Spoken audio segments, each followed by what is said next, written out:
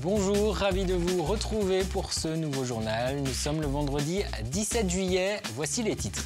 Les nuages ont fait leur retour sur la Vendée, quelques gouttes de pluie sont même prévues ce week-end. Une météo changeante, quel impact sur la production de sel? Réponse dans cette édition. Nous irons voir du côté des marais salants de Noirmoutier. Jour important pour les musulmans, ce vendredi marquait la fin du Ramadan. Ils étaient près de 800 personnes à La Roche-sur-Yon pour célébrer l'Aïd, la fête de rupture du jeûne. Et puis rencontre à la fin de ce journal avec la famille Fèvre. Elle est à la tête d'une biscuiterie 100% familiale. Le papa, la maman et les 3 enfants, tous travaillent ensemble. Chacun occupe un poste clé dans cette activité artisanale, de la création des recettes jusqu'à la commercialisation des biscuits. Mais l'une des informations de cette journée, c'est le projet d'aéroport de Notre-Dame-des-Landes. Manuel Valls s'appelle à la reprise des travaux, réaction du Premier ministre à la suite de la décision du tribunal administratif de Nantes. La justice a rejeté aujourd'hui les derniers recours des opposants. En février 2014, le préfet de Loire-Atlantique avait donné son feu vert au concessionnaire du futur aéroport pour réaliser les travaux sur les 1650 hectares de zone humide. Les principales associations opposantes, mais aussi Europe Écologie Les Verts et des particuliers contestaient ces arrêtés. Ils estimaient que les contreparties environnementales étaient insuffisantes, notamment pour la centaine d'espèces protégées vivant sur le site. La justice ne leur a pas donné raison. Il s'agissait des tout derniers recours. Les travaux sont donc susceptibles désormais de débuter. C'est ce que réclament d'ailleurs les partisans de l'aéroport. Un dossier à Notre-Dame-des-Landes suivi de près en Vendée. Je vous propose d'écouter les réactions du premier secrétaire fédéral du PS, Stéphanie Barra, et le président du conseil départemental, Yves Vauvinet. L'aéroport, son nécessité a été validée, les recours sont épuisés.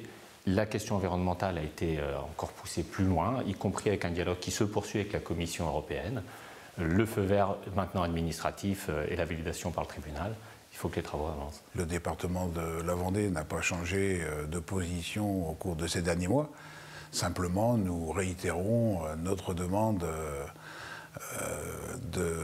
du passage sur la Loire, qui est primordial pour tout le sud de la Loire et pour nous les Vendéens, pour rejoindre le nouvel aéroport. Les opposants à Notre-Dame-des-Landes, eux, ont annoncé leur intention de faire appel de la décision du tribunal de Nantes. Les travaux doivent donc attendre pour l'écologiste Guy Battiot.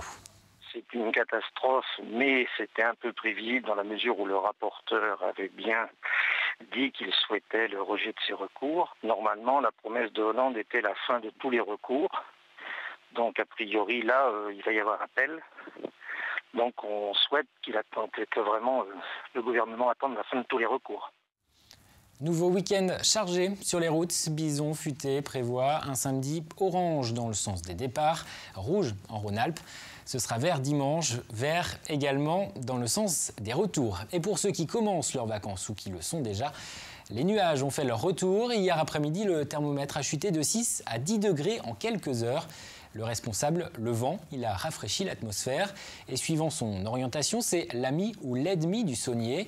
La récolte de sel et plus particulièrement la fleur de sel est totalement dépendante de ces conditions climatiques. Reportage à Noirmoutier, Anthony Jamin. Il est 17h30, Gwenaëlle de Pillot débute sa récolte de fleurs de sel du jour. La fleur de sel ne se forme que l'après-midi, après qu'il y ait eu du vent et du soleil. C'est lié à une forte évaporation à la surface de l'eau. S'il n'y a pas de vent, il n'y a pas de fleurs. Aujourd'hui, c'est une journée particulière. Les vents ont continuellement tourné pour se stabiliser à l'ouest en cette fin d'après-midi. Les meilleurs vents étant ceux d'est, car très secs. Ça serait parfait s'il y avait plus de soleil. Là, ça manque de soleil, on sent l'humidité qui arrive de la mer, le temps est en train de changer. Donc, faut même se dépêcher de la ramasser. Le plus important, c'est le nombre de beaux jours à suivre. La moindre petite pluie du matin qu'on a eue la semaine passée, par exemple, casse le rythme. Et du coup, nous, pour la fleur de sel, par exemple, c'est tout de suite une grosse baisse de rendement. Et oui, car s'il en attend trop, la fleur de sel coule et se transforme alors en gros sel. Et puis la fleur, même si ce n'est que du sel, a beaucoup plus de valeur que son homologue à gros cristaux. La fleur de sel a plus de valeur financière que le gros sel parce qu'on en ramasse moins et il faut beaucoup plus de temps pour la ramasser. En général, la fleur de sel est vendue 10 fois plus cher que le gros sel, car son coût de production n'est pas le même. À la récolte s'ajoutent le séchage, le tri des impuretés et le conditionnement. Alors, le tri est important parce que si tout le monde livre de la fleur pleine d'impuretés, la coopérative aura du mal à l'écouler. Donc chacun doit trier sa fleur, enlever les petits insectes qui sont dedans, les petites graines, pour livrer une fleur de sel la plus propre possible. Même s'il s'en produit 20 fois moins que du gros sel, la fleur de sel, le nectar des marais, reste un produit emblématique de l'île, très apprécié des touristes et des consommateurs en général. Ce vendredi était un jour important pour les musulmans. Ils célébraient la fin du Ramadan, un mois pendant lequel ils sont invités à jeûner entre l'aube et le coucher du soleil. Le Ramadan avait débuté le 18 juin. Il a été particulièrement éprouvant cette année avec les journées longues et les fortes chaleurs. Grégoire de Châtillon est allé à la rencontre ce matin des musulmans de La Roche-sur-Yon qui célébraient l'Aïd el-Fitr, la fête de rupture du jeûne. Ce matin, à la mosquée de La Roche-sur-Yon, les fidèles étaient venus nombreux pour l'Aïd el-Fitr qui marque la rupture du jeûne. Après la prière à 8 h, place aux congratulations et aux échanges de vœux pour l'année à venir. Pour les musulmans, c'est un jour de fraternité, de pardon et de réconciliation. C'est vraiment un jour où on doit se réunir, hommes, femmes, enfants. C'est vraiment la convivialité et vraiment la rencontre de tous ces gens-là. D'ailleurs, il y a beaucoup de musulmans de Vendée, on ne les voit que ce jour-là. C'est vraiment un grand moment de rencontre et de joie entre tous les gens. Après un mois de jeûne, ce jour qui marque la fin du Ramadan est donc un jour sacré où les musulmans prennent un moment pour réfléchir sur les bonnes choses qu'ils ont accomplies. C'est aussi surtout une journée heureuse pour l'ensemble des fidèles. C'est la fête, tout le monde est content, on s'amuse, on est en famille. Heureux. On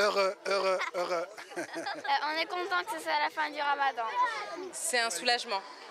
C'est un mois sain qui vient de passer et voilà. On est content, hein. Ça fait du bien.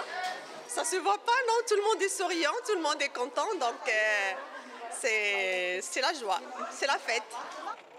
Chaque année, la date du Ramadan est avancée de 10, 11 ou 12 jours par rapport au calendrier grégorien. Pour 2016, il devrait démarrer autour du 7 juin. Un mot de sport avec le Tour de France, 13e étape aujourd'hui entre Muret et Rodez. Victoire de Greg Van Avermaet dans les Vendéens du Tour. Juste après ce journal, Simon Philippot reviendra sur les événements marquants de cette journée et notamment sur la performance de Cyril Gauthier. Le coureur d'Europecar faisait partie du groupe de tête. Il s'est fait rattraper par le peloton à 500 mètres de l'arrivée. Demain, 14e étape, 178 km entre Rodez et Mende. Et puis en voile, la victoire de Yannick Bestaven et de Pierre Brasseur dans la course Les Sables Horta Les Sables. Les deux skippers ont franchi la ligne d'arrivée un peu après 11h30. Le départ de cette course en double avait été donné le 28 juin dernier. 8 bateaux classe 40 participent à cette édition. Yannick Bestaven et Pierre Brasseur avaient déjà remporté la première étape de la course, l'allée Les Sables Horta. Le duo Thibaut Vauchel-Camus-Samuel Manuard est arrivé deuxième. La fête de l'agriculture, ce sera dans un peu plus d'un mois. La 31e édition du rendez-vous, qui met à l'honneur le monde agricole du département, aura lieu les 22 et 23 août prochains au Boupère. Une fête de l'agriculture organisée par les jeunes agriculteurs et l'association Terre Attitude Vendée. 500 bénévoles seront mobilisés pour accueillir les quelques 30 000 personnes attendues. C'est une fête vraiment dans le fait de communiquer sur ce qu'on fait, sans en expliquer tous les détails, vraiment pour expliquer comment on travaille et puis ce qui se fait. On espère que les gens seront de tous horizons, vraiment pour découvrir quel est notre métier. Et direction à présent Chaillé-les-Marais. Je vous propose de découvrir cette histoire de famille. Jean-Michel et Régine Fèvre sont arrivés de Franche-Comté il y a une dizaine d'années pour reprendre une ferme et cultiver des céréales. L'an dernier, ils ont décidé de se lancer dans la production de biscuits à partir de la farine produite sur place.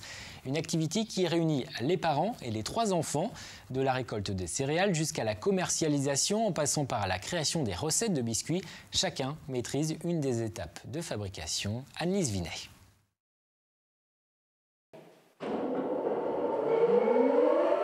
Un moulin à meule de pierre, voilà l'outil de travail quotidien de Régine. Vous avez le sarrasin qui va être écrasé par les deux meules, une fixe et une mobile. Là, je suis en train de régler les meules pour que le grain soit correctement écrasé. En sachet la farine, mais aussi les biscuits qu'elle cuisine, préparer les commandes et commercialiser les produits, Régine est l'élément polyvalent de la petite tribu. Car cette biscuiterie est 100% familiale et son histoire est née de Jean-Michel, le père. Parmi d'autres activités, ce céréalier produit 4 variétés différentes de blé sur une parcelle de 10 hectares. Moi, le rôle, c'est de produire un blé de qualité. Parce qu'on ne peut pas faire une farine de bonne qualité si au départ on ne s'est pas occupé correctement du blé. Une culture, c'est comme une personne. Quand elle est malade, il faut savoir s'en occuper. Il faut arriver à gérer du semis jusqu'à la récolte pour avoir un grain sain au niveau maladie. Et dans cette activité familiale, Clara, la Benjamine, travaille au fourneau. En formation de CAP pâtisserie, la jeune fille aide ses parents à créer les recettes en utilisant des ingrédients originaux comme le flocon d'avoine ou les graines de courge. On les fait au fur et à mesure, comme par exemple, si on fait à base de thym, on coûte d'abord voir si ça va ensemble. Si ça ne va pas, on met n'importe quelle herbe. Et pour vendre ces biscuits, il a fallu créer un packaging et des signalétiques. Ce rôle, c'est Lise, la fille aînée, qui s'en est chargée. Les panneaux d'affichage viennent juste d'arriver. La jeune designer se souvient de leur réalisation. Avec mon père, on a déplacé le moulin jusqu'au champ qui est un petit peu plus en bas. Et ensuite, on a fait quelques prises de photos. Depuis l'ouverture de la biscuiterie en octobre 2014, la production a été multipliée par 5 et de nouveaux produits voient le jour. Quel temps pour ce week-end? Un ciel partagé entre nuages et éclaircies demain matin. Quelques gouttes de pluie ne sont pas à exclure. Ce sera plus agréable dans l'après-midi. Les températures remontent, 26 à 28 dans les terres, 23 à 24 sur les îles. Dimanche, un ciel voilé. Lundi, un peu plus de nuages avec encore quelques risques d'ondées localement. Le détail des prévisions, c'est dans un instant avec Armelle Pavageau. J'aurai le plaisir de vous retrouver lundi pour un nouveau journal. On se quitte sur ces images de Noirmoutier. Je vous souhaite un très bon week-end.